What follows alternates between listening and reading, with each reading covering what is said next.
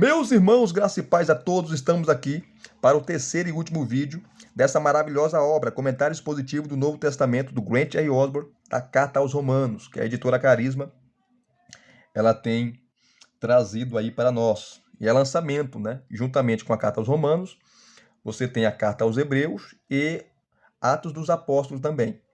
E ela vai trazer todo o Novo Testamento comentado de Mateus, Apocalipse, pelo Osborne, né? Totalmente expositivo. E se você não assistiu os 2 primeiros vídeos, assista. O primeiro vídeo é mais uma introdução, onde eu falo da obra como um todo. E o segundo vídeo, eu trabalho mais ali o capítulo 1, mostrando como ele comenta, as divisões, as subdivisões, as perícopes e os comentários dele, que são assim maravilhosos, coesos, assertivos e equilibrados. Então assista os 2 primeiros vídeos, porque eu não vou repetir aqui no terceiro vídeo o que eu já falei em ambos, né? Em ambos. Então assista lá os 2 primeiros vídeos, que eu tenho certeza que você vai gostar. Comente também, faça também suas críticas se você tiver, porque assim nós vamos melhorando, ok? E nesse terceiro e último vídeo, eu vou mostrar mais alguns capítulos e falar também dos erros. Quais erros? Erros de ortografia, de português, pontuação, tradução, que a Carisma aí deixou a desejar, porque com certeza não fez uma revisão criteriosa da obra. Se tivesse feito uma revisão criteriosa, nós não teríamos esses erros, né? Básicos. E não pode acontecer. Isso pode trazer prejuízos, né, para a editora. Então, espero que a Carisma não faça isso. Eu tenho várias obras dela aqui e não tem erros de português, nem de tradução, pontuação, enfim. Eu não sei o que aconteceu, mas são erros assim absurdos, né? Absurdos. Eu estarei aqui mostrando para vocês. Vamos aqui rapidamente, para o que nos interessa, né? Mostrar mais alguns capítulos. Lembrando que esse comentário não é para eruditos, não é comentários para exegetas, comentários assim profundos. Não. Esse comentário foi escrito para aqueles que gostam de devocionais, estudos bíblicos e também quer trabalhar sermões ou elaborar sermões, trabalhar melhor as suas aplicações, principalmente você que prega sermões expositivos, né? Então foi pensando em você, que às vezes não tem tempo para ler, para estudar, que nunca fez um curso de grego, não conhece o grego, não conhece, tem um conhecimento básico ou razoável ali da escritura. Foi pensando em você que ele escreveu esse comentário, essa série de comentários que a Carisma está trazendo aí do Novo Testamento, né? Todo o Novo Testamento comentado pelo Osborne. E aqui está, eu vou mostrar o capítulo 12, versículos 1 e 2, que o irmão, comentando, se não me engano, no segundo vídeo, ele pediu para mostrar os versículos 1 e 2, que eu até falei, né? Se tivesse algum capítulo que os amados quisessem que eu mostrasse, para deixar nos comentários. Ele pediu para mostrar os versículos 1 e 2 do capítulo 12. Então, vou mostrar aqui rapidamente, que eu vou mostrar também outros capítulos, né? E alguns erros aqui, não dá para mostrar todos, porque eu só peguei alguns erros, mas deve ter outros, né? Deve ter outros aqui, de português, pontuação, de tradução, e por aí vai.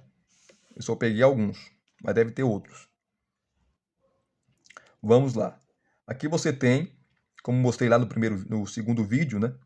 Ele sempre vai trabalhar, tá aqui, ó, o capítulo 12, ele faz uma pequena introdução, ele dá uma pequena introdução à perícope, que a primeira que é perícope é os versículos de 1 a 8. Aí você tem a subdivisão, versículos 1 e 2, a primeira subdivisão, e os versículos 3 a 8, a segunda subdivisão. Então ele dá aqui, faz uma introdução. Depois da introdução você tem a primeira subdivisão, os versículos 1 e 2. onde ele vai trabalhar, ele coloca o tema, né? A vida cristã envolve total transformação. E ele começa assim: esses 2 versículos fornecem uma transição do significado do Evangelho para as suas implicações em relação à conduta cristã e é certamente uma das passagens mais profundas e significativas de toda a Escritura. O introdutório que Paulo começa, né, portanto, que é a palavra grega on, nos diz que esta é uma conclusão ou inferência de tudo o que veio antes, a saber, do discurso teológico de Paulo, do capítulo 1, versículo 18, até o capítulo 11, versículo 36. Então, portanto, aqui, a expressão portanto, é tudo aquilo que Paulo, é o resumo de tudo aquilo que Paulo falou nos capítulos anteriores. Os capítulos anteriores, que foi a parte, que é a parte teológica da carta, sobre a justificação pela fé e por aí vai. E no capítulo 12 é uma transição, onde Paulo agora vai falar da prática. Da prática. Capítulo 12 é a parte prática da carta. O capítulo 1, versículo 18, até o capítulo 11, versículo 36, é a parte teológica. Interessante isso aqui. Neste contexto, o verbo forte, exorto, tá? Que é a palavra grega parakalô, é uma tradução melhor do que o verbo insisto, que aqui ele vai falar da versão NV, que é a versão em inglês, né? O verbo insisto da versão em inglês aqui, ó, NV. E outras traduções também, até em português, vai seguir a tradução em inglês, né? A palavra aqui vai colocar insisto, mas o Osborne fala que não é uma boa tradução.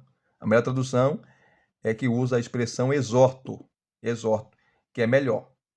Aí ele fala aqui, ó, esta é uma proclamação oficial e isso exige séria atenção. É um verbo favorito de Paulo em contextos de ensino e diz ao leitor para ouvir e agir de acordo com o que está sendo dito.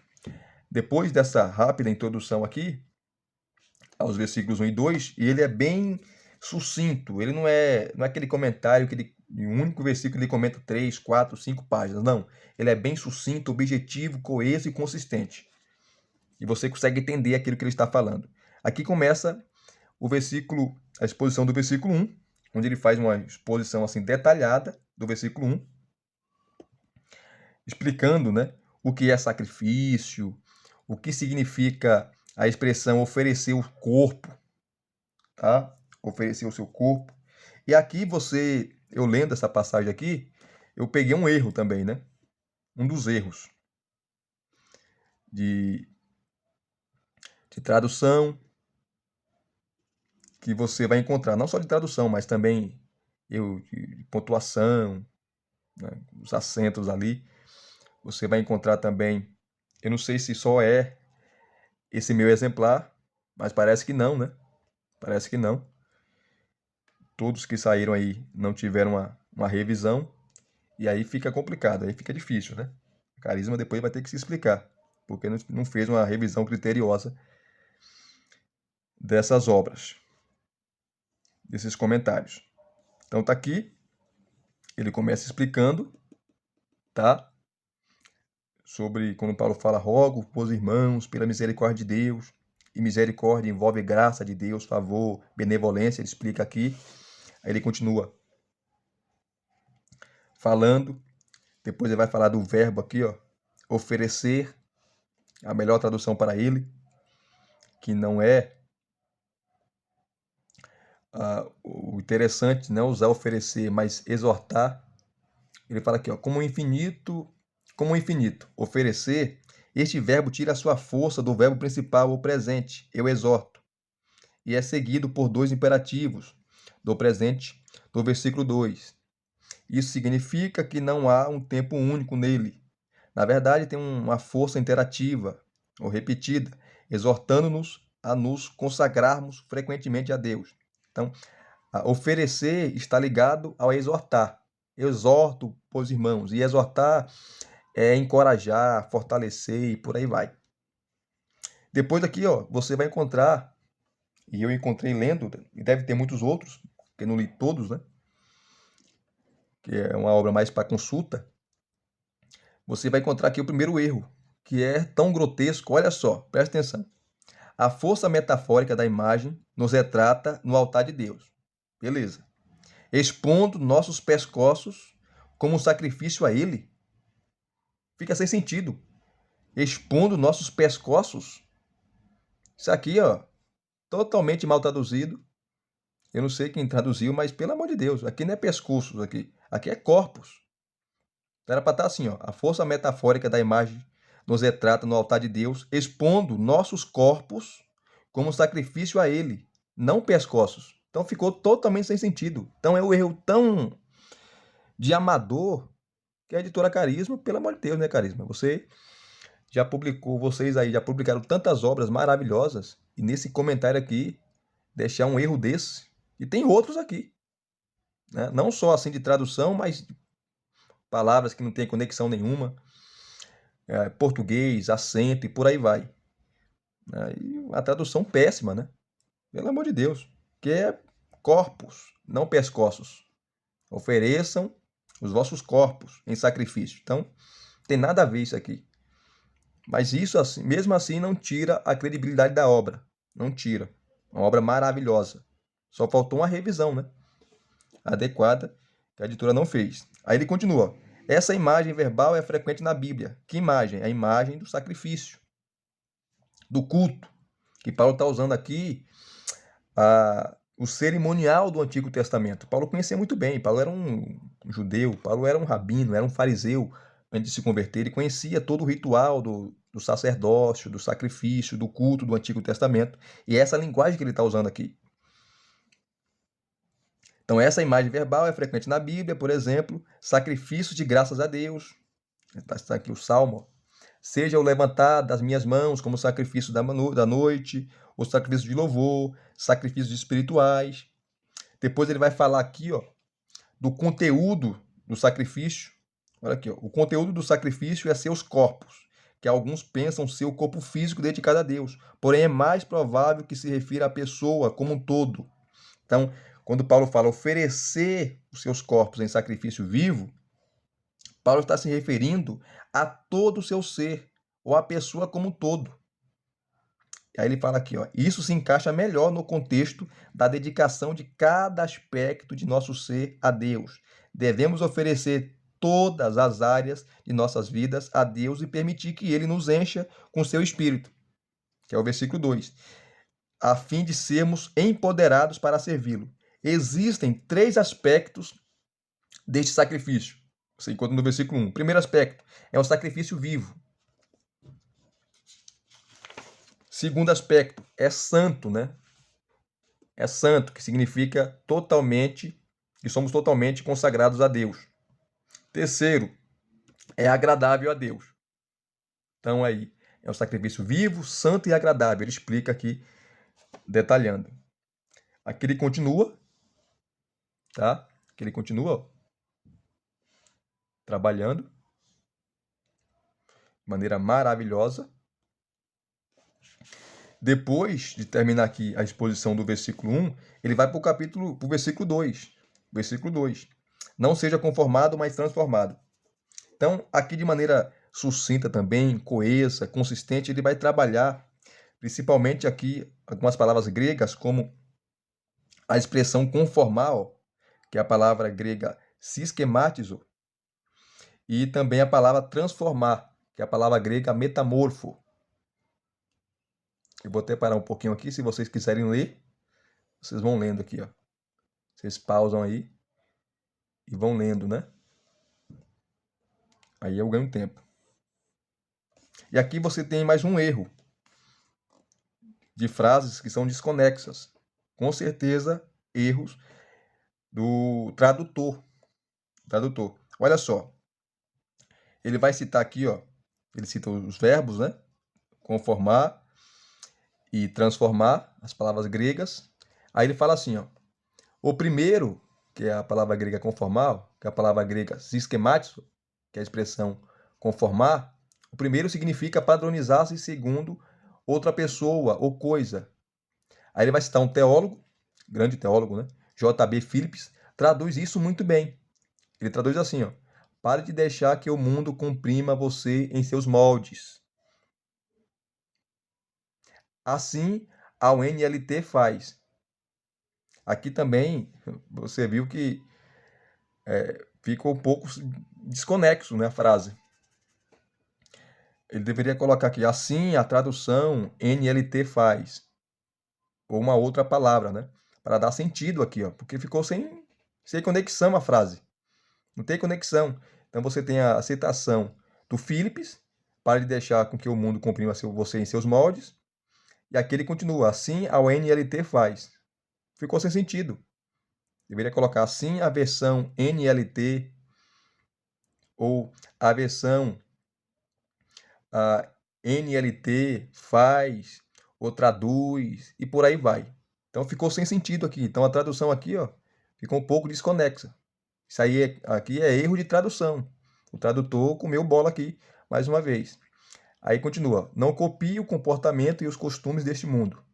Então você tem a primeira, que não é se padronizar segundo a outra pessoa ou coisa, parar de deixar, segundo Phillips, que o mundo comprima você.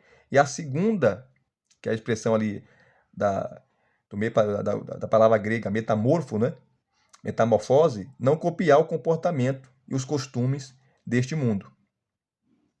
Então, mesmo com essa palavra aqui, ó, assim, a NLT está desconectada por um erro de tradução, você consegue entender ainda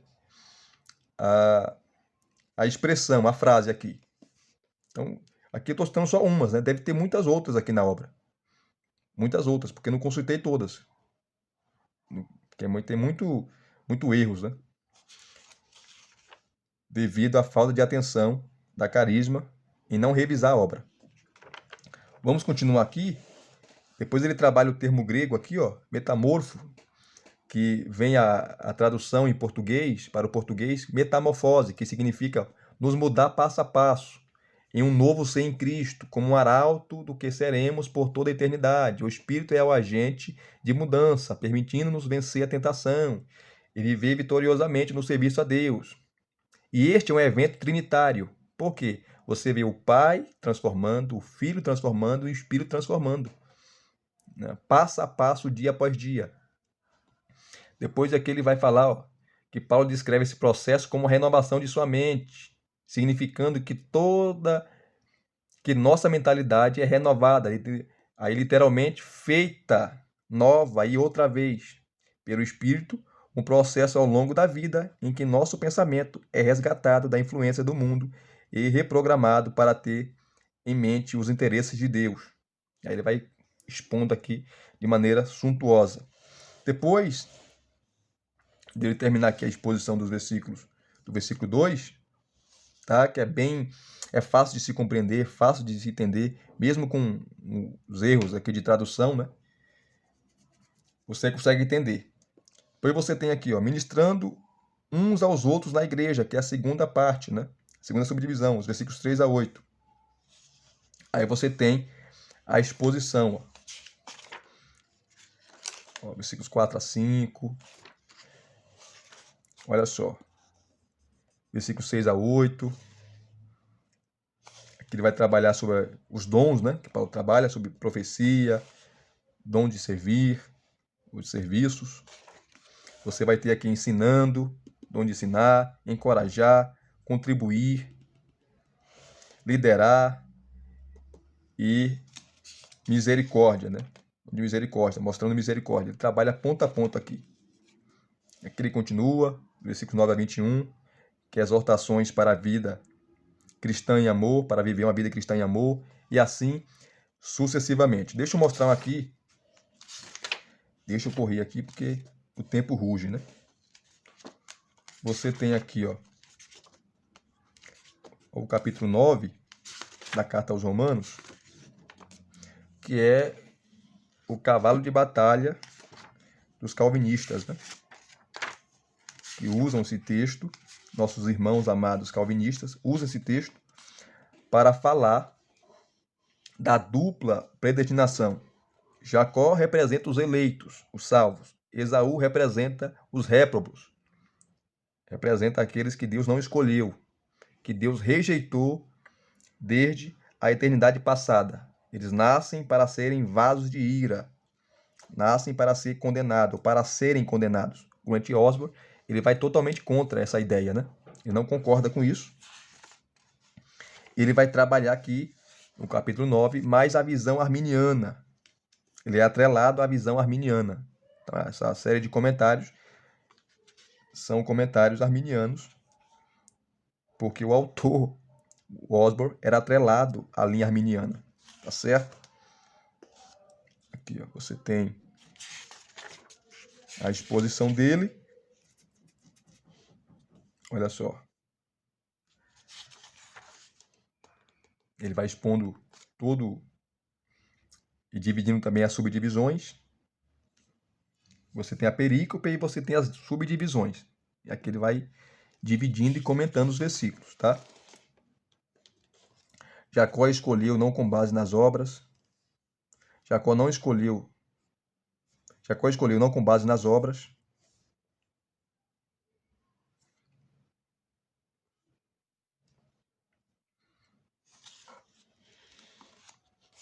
Aqui também ficou um pouco desconexo, né? Jacó escolheu não com base nas obras. Na verdade, Deus não escolheu Jacó não com base nas obras. Então você vai ter também esses erros aqui. Frases que são desconexas, como mostrei lá no capítulo 12. Você vai ver também palavras sem acento, letra faltando na frase.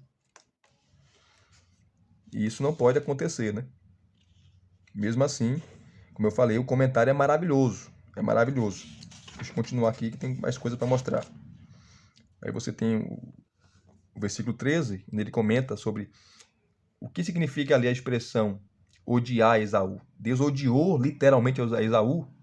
Quando Paulo está citando em Malaquias capítulo 1, versículos 2 e 3, não significa, aí ele vai explicar o significado. Odiar ali não significa que Deus olhou para Esaú, né, com rancor, com raiva, com ira, né? Deus um vingativo, não. É no sentido de não escolher. Deus não escolheu Esaú. Então, odiar tem um sentido de não escolher. Porque em Jacó, Deus iria cumprir as promessas que fez ao seu avô Abraão e o seu pai Isaque. É em Jacó que veio as 12 tribos, os seus 12 filhos, dos 12 filhos as 12 tribos, e das 12 tribos a nação de Israel. Então é esse sentido que Paulo segue ali. Então, nessa exposição, é essa exposição que o Osborne ele vai trabalhar. Né? Não a visão aí calvinista que ele vê como equivocada. Ele respeita, mas não é, segundo ele, a melhor tradução ou a melhor interpretação para Romanos 9. Você tem que acompanhar todo o contexto, Romanos 9, 10 e 11. Vamos continuar aqui. Aqui você tem os versículos 14 a 29. Eu não estou lendo, queridos, por causa do tempo, tá? Eu estou correndo aqui, por causa do tempo. Eu tenho que correr aqui. Não estaria lendo. Deus escolhe e estabelece uma nova comunidade. E quem conhece a carta aos Romanos, quem tem comentários, né, da carta aos Romanos, estuda a carta aos Romanos, sabe que Paulo usa aqui a diatribe, né, que era muito usado pelos filósofos quando ia debater com alguém. Aqui você levanta objeções, um oponente imaginário, e esse oponente imaginário vai levantando objeções contra a sua exposição e você já vai respondendo essas objeções. Então, em Romanos, Paulo usa muito isso, né, a diatribe. Fazendo perguntas, ele vai respondendo a esse opositor imaginário. Ele vai batendo de frente com as suas objeções. Aqui você tem o versículo 14. Deus é injusto? Se Deus escolheu Jacó e não escolheu Esaú, em Jacó seria a semente da promessa, iria germinar, iria crescer, e Deus escolheu ele sem olhar as suas obras antes de ele nascer, então Deus é injusto. Deus é injusto. Aí Paulo vai responder e falar, não, Deus não é injusto, porque ele faz o que quer, ele é soberano. Ele trabalha essa questão aqui. Olha só, a justiça de Deus é, na verdade, sua misericórdia em ação. Deus escolhe os objetos de sua misericórdia. Você tem lá os vasos, que é o exemplo de Faraó. Ele vai citar aqui, ó, sobre os vasos de ira, como Faraó, e os vasos de misericórdia, né? Assim como Moisés foi um vaso de misericórdia, que ele mostrou a Moisés a sua misericórdia, não só a Moisés, mas o povo que Moisés intercedeu. Deus faz com outros, assim como fez com Faraó. Endurece o coração. Aí isso tem um propósito de Deus endurecer o coração. Enfim, então ele vai explicando aqui, ó, tá detalhando aqui de maneira clara, coesa, precisa e consistente sobre aquilo que ele defende. Lembrando, mais uma vez, que ele não é calvinista, tá? Ele é arminiano. Ele é arminiano. Ou era atrelado à linha arminiana. Olha só. Então ele vai comentando todo o capítulo 9, trazendo esse viés. Deixa eu pegar aqui também o capítulo 8, rapidamente. Deixa eu aproximar aqui, ó. Aproximar não, afastar um pouquinho para procurar aqui. Eu vou ter que correr porque eu tinha mais coisa para falar, mas não vai dar. Você tem o capítulo 8. Cadê? Deixa eu pegar aqui os versículos 29 e 30 do capítulo 8. Que ele vai falar aqui sobre a presciência.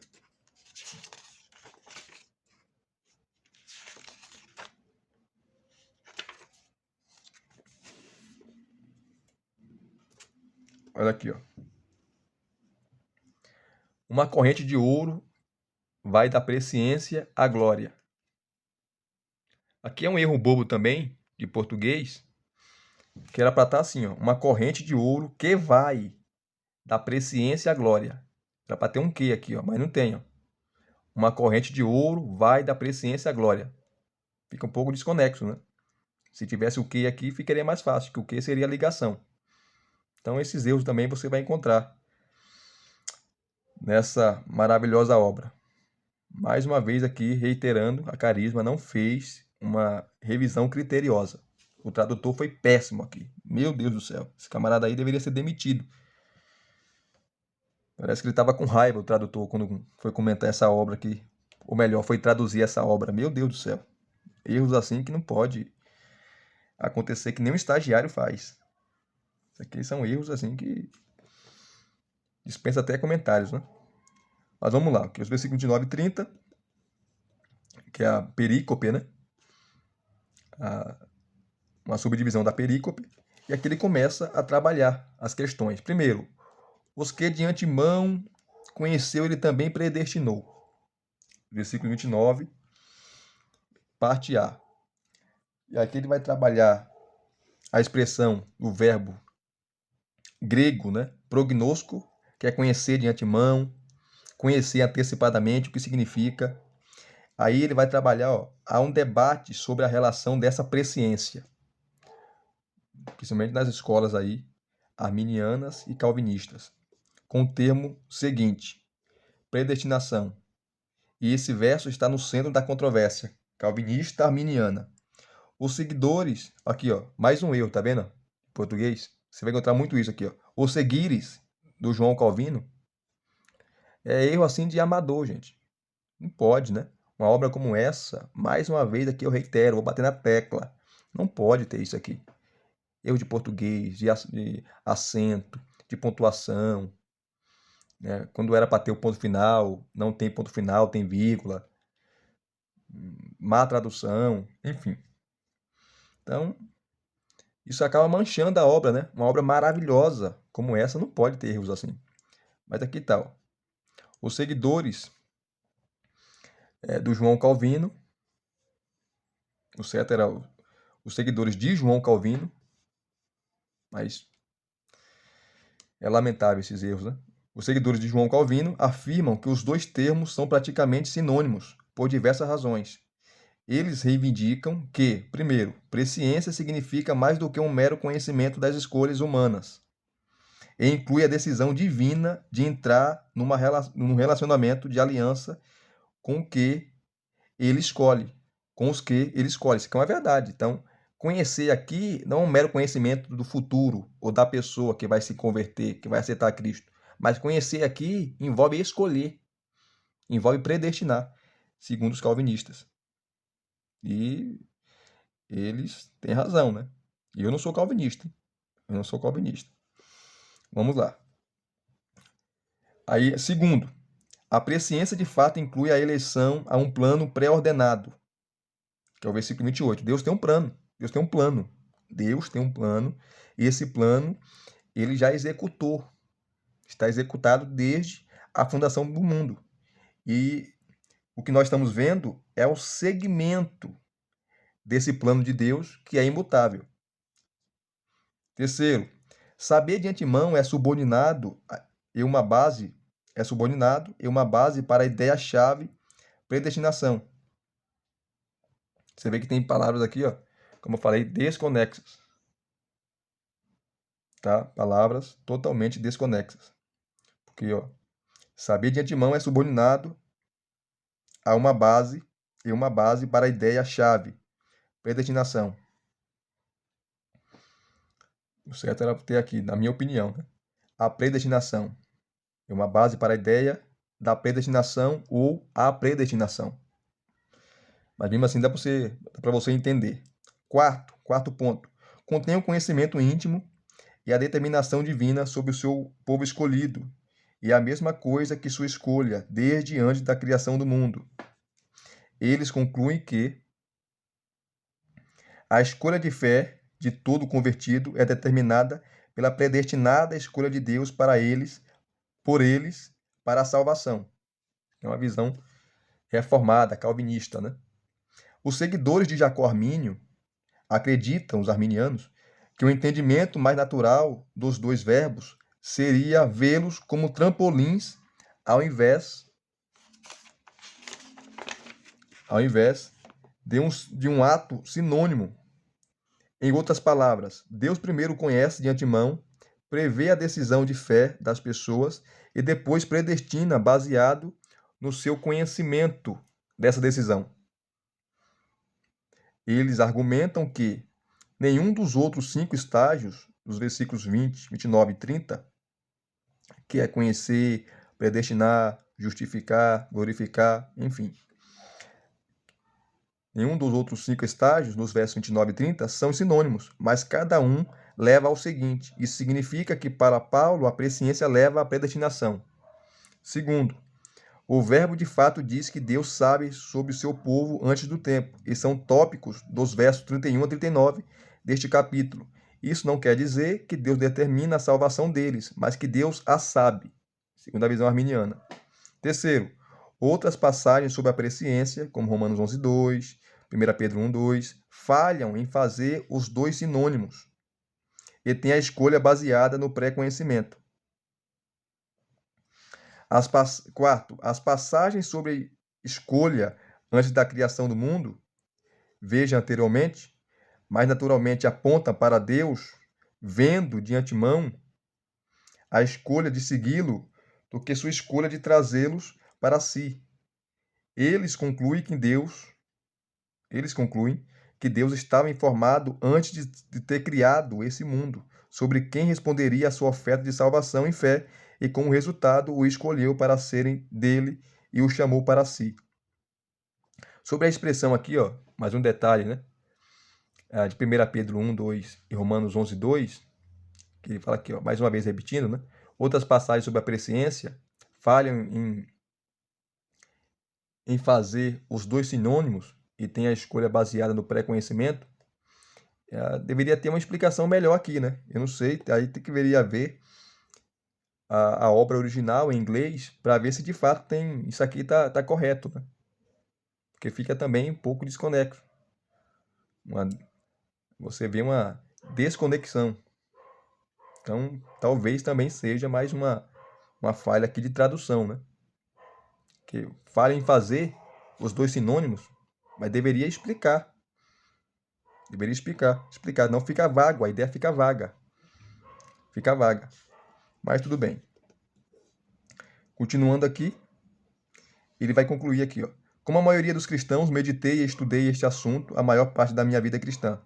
Depois de ir e voltar muitas vezes, acredito que um pensamento arminiano é mais fiel a toda informação bíblica. De fato, se você pegar outras obras do Osborne, ele é mais atrelado à posição arminiana mesmo. O Espírito Santo convence toda pessoa nascida nessa terra e torna uma escolha possível. É a Trindade que permite que pecadores derrotem sua depravação e façam uma escolha. E para os que vêm em fé, Deus trabalha a salvação em suas vidas. Aqui você vê também mais um erro, né? Que vem não tem acento aqui, ó. 5 flechas em cima. Então você tem também várias pontuações erradas. Vai ver palavras sem pontuação e outras com pontuação que não tem nada a ver. Então, o tradutor deveria ser demitido, porque pelo amor de Deus. Continuando aqui, ó. Deus trabalha na salvação em suas vidas. O ponto aqui é que antes de Deus ter criado o mundo, ele sabia como cada pecador reagiria à sua fé da salvação. Baseado nisso, ele os escolheu de antemão, predestinou para serem adotados como seus filhos. E aí ele continua aqui, ó. Versículo 29, parte B. E aqui mais um erro. Olha só. Predestinamos para serem conforme a imagem do seu filho? Predestinamos? Não. Que era para tal. Predestinados. Predestinados para serem conforme a imagem do seu filho. Mas o tradutor colocou, ó, predestinamos. Pelo amor de Deus. O cara deve ser... Eu ia falar uma palavra pesada aqui. Mas não vou falar, não. Ia chamar de burro, porque fazer isso aqui, pelo amor de Deus, tá na cara que isso aqui é uma brincadeira, não é possível, gente. Como o cara coloca um negócio desse? Predestinamos. Predestinados. Ô, Carisma, pelo amor de Deus, Carisma. Não faça isso. Faça isso. Nós pagamos R$ 95 nessa obra e nós exigimos que tenha uma correção aí. Pelo amor de Deus. Então você vê aqui palavras que tem acento, não era para ter. Isso são alguns erros que eu peguei aqui, que eu vi. Fora os outros que eu não vi ainda, né? Mas depois eu vou estar dando mais uma olhada e com certeza eu vou encontrar mais. É uma tradução assim, péssima, péssima, meu Deus do céu. Vamos lá. Você tem também aqui, ó, a continuação, ele vai dividindo, né? Versículo 29, parte B, aí começa com o versículo 30, parte A, e ele vai trabalhando aí toda a questão, versículo a versículo, ponto por ponto, frase por frase, no capítulo 8. Deixa eu pegar aqui agora o capítulo 7, e aí eu vou estar encerrando, tá? Olha o capítulo 7. Sobre o eu, né? Quem é o eu de Romanos 7? Lembrando que Romanos 7, Paulo trabalha aqui a questão. Paulo trabalha a questão do crente com a lei. Qual é a relação do crente com a lei? Dos versículos de 1 a 6, ele vai trabalhar que nós estamos mortos para a lei. E aqui, ó, nos versículos 7, aqui, ó, capítulo 7, versículo 8, parte B, e versículo 9, ele vai trabalhar, ele trabalha a exposição e depois ele fala das 4 posições em relação ao eu. Quem é o eu de Romanos 9? Paulo se refere a ele, se refere a Adão, se refere a Israel. Se refere a quem aqui? Olha só. No verso 9, o apóstolo diz que houve um tempo em que, sem a lei, eu vivia, mas depois morreu, quando o pecado reviveu. Há 4 possíveis visões a respeito do que Paulo quis dizer aqui. Quem é o eu de Romanos 7? Aí nós temos essas 4 interpretações. A primeira é que se refere a Adão. Retrata a queda de Adão naquilo que se chama o primordial eu. Então, o eu aqui, Paulo está se referindo a Adão, que vivia sem a lei, né? E sem a lei refere-se a Adão no jardim, e o mandamento se refere à ordem de não comer do fruto proibido. A segunda posição é que o eu se refere à nação de Israel, antes da lei dada no Sinai, com a lei existindo, mas não completa, com a lei existindo, mas não completa. Isso se encaixa na terceira abordagem dos versos 7 a 25, citada anteriormente, de que a passagem ilustra a luta de Israel contra a lei. Então, é a segunda interpretação, se refere a Israel. A terceira, que era de Calvino, né, e poucos concordam, é que Paulo está falando dele, antes da conversão. Mas isso seria impossível, porque Paulo jamais se referiu a ele mesmo, nas suas outras cartas, antes da conversão, que ele vivia sem lei. Pelo contrário, ele ele defendia a lei com unhas e dentes. Inclusive matou vários cristãos, prendeu por causa da lei, ou por causa da sua devoção à lei, a Moisés, ao Antigo Testamento. Ele era zeloso em relação à lei. E a quarta posição é a posição do Osborne, né? Que ele fala aqui, ó, que ele pensa que o melhor é ver Paulo usando a si como um exemplo de toda a humanidade, sem a lei. Então, Paulo está falando dele, o eu aqui se refere a ele como uma ilustração a toda a humanidade sem a lei. Então, essa posição ele fala aqui que traz problemas, mas ele enxerga melhor, ele vê com bons olhos, essa posição aqui. Tá certo? Maravilhoso, né? Ele continua a exposição aqui de maneira fantástica. O capítulo 7. Depois aqui, ó. Deixa eu só pegar aqui. Eu ia falar mostrar mais um capítulo aqui, mas eu creio que já é o suficiente. Já é o suficiente. Então, queridos, aqui nós encerramos mais um vídeo. E eu peço até perdão aí pelo tempo, né? Eu até corri aqui, mas é uma obra maravilhosa, suntuosa, grandiosa, um excelente comentário. Só que, como eu falei aqui, dos erros, mostrei só alguns, mas teve que ter muitos outros. Eu não sei se é só esse exemplar, o meu exemplar, eu tive a má sorte de pegar um exemplar assim, ou se todos que saíram, tanto de Romanos como de Hebreus e de Atos, estão assim. Possivelmente sim. Todos estão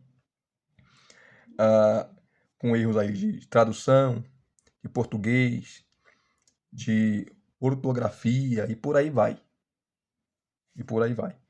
Então isso deixa um pouco a desejar, né? É uma obra maravilhosa, grandiosa, majestosa, mas com esses erros deixa muito a desejar. Como eu falei, não tira o mérito da obra, mas acaba manchando, né? Acaba manchando. Então, eu estou aqui avisando vocês que se por acaso vocês comprarem e tiverem esses erros aí também no seu exemplar, vocês já estão ou ficarão já de alerta, né? Estou aqui alertando vocês. Vocês estão sendo alertados aqui para esses erros, tá bom? Deus abençoe a todos. Muito obrigado pelo seu carinho, pela sua atenção. Graça e paz mais uma vez. Não se esqueça de comentar aqui, não se esqueça de se inscrever no canal. Se inscrevendo no canal, acione o sininho para receberem todas as notificações. Deixa aí o seu joinha, o seu like, tá bom? Deus em Cristo vos abençoe poderosamente. Muito obrigado mais uma vez. Até os próximos vídeos e os próximos reviews, querendo Deus.